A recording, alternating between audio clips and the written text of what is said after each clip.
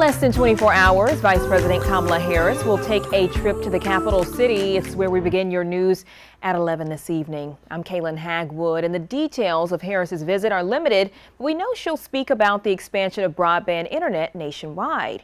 Our Nate Stanley has been speaking with people in the Columbia area and has more on the trip.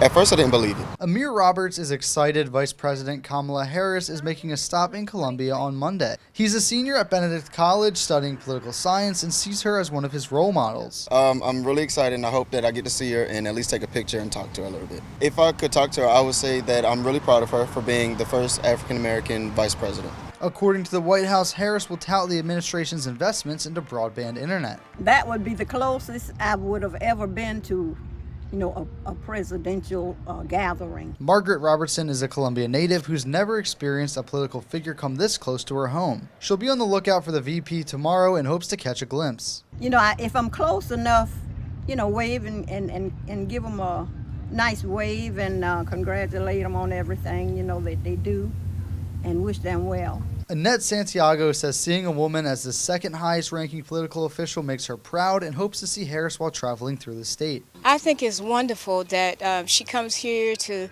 South Carolina. I mean, I'm 75 and I've lived to see a woman vice president. In Columbia, Nate Stanley, News 19, WLTX. Well, Vice President Harris's visit will mark the second time in the last 6 months she's visited an HBCU in the Midlands.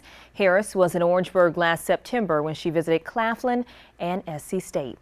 Now, her visit to the Midlands will be the fourth presidential pit stop we've seen over the last few years.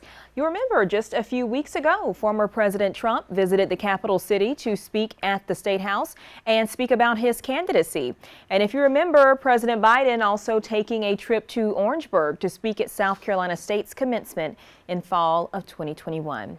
Now, the Vice President's trip to talk about high-speed internet expansion comes a week after Governor McMaster announced a new statewide program called Get Connected SC.